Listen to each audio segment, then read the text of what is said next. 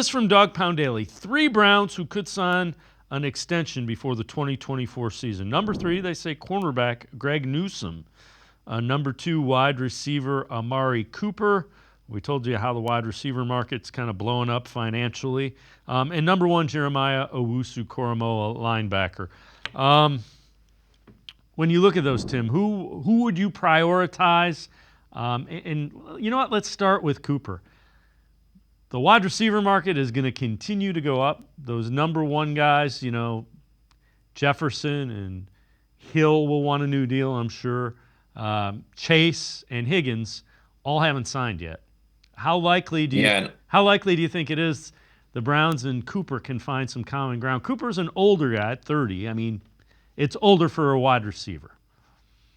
Yeah, I think that might be kind of what keeps him, in my mind, from making Justin Jefferson money like we all expect he's going to get, what Jamar Chase could probably get, what T. Higgins hopes he can get from a receiver contract standpoint. But I think with Amari Cooper, I've talked about before, he's a guy where I think, just because he's older, like he may lose some of his speed as you naturally see with other players, but his game's not predicated on speed. It's predicated on intelligence, understanding where to be on the field, how to create separation for yourself, and sturdy hands, and the ability to really catch the football at a high level. That's what Amari Cooper has shown the past 2 seasons. That's why I feel like him more so, he'd be in that group where even though he's kind of getting to 30, maybe he only has a couple more years at a high level left.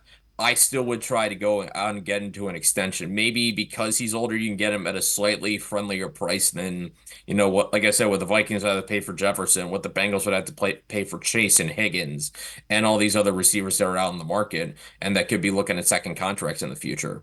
So the other one would be Jeremiah Owusu-Koramoah. I would expect they try to get something done with him, because if he puts up a year where it's even better than it was last year, that price is going up too.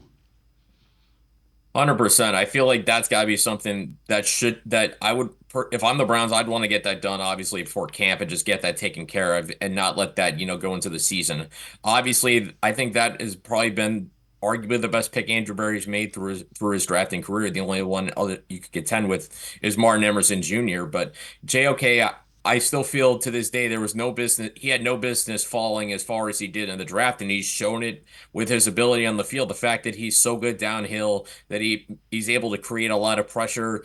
I mean, you saw in that Niners game just how much he affected Brock Purdy throughout that game. That was a big reason why Purdy did not look as good as he had earlier in the season, why the Browns had a chance to win the game, in which they eventually did.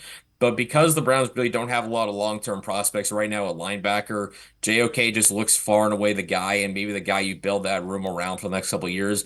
That should, to me, should be a high priority, is getting him locked up sooner rather than later.